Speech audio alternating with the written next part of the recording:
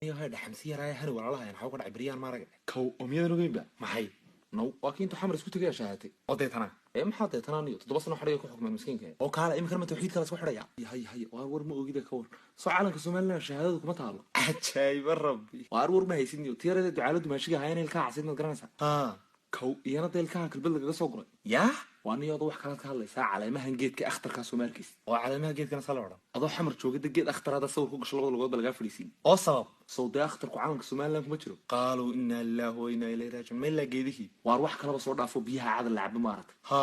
adoo xamar joogada cabto dhuunta samid laga gelin oo sabab sawda cadaanku caalanka Soomaaliland dhexda kaga jiro oo dadku meen harada baqtiin marka jaw isku filan bay ku shubaaro kalarkii ka bedelaan imika ma waxaad leedahay xamar dad taama harad baro dhimanaya isku filan bal cabiya waaniyo muxuu ka sheekanay war waqooyiga soo sidaa mana dhahno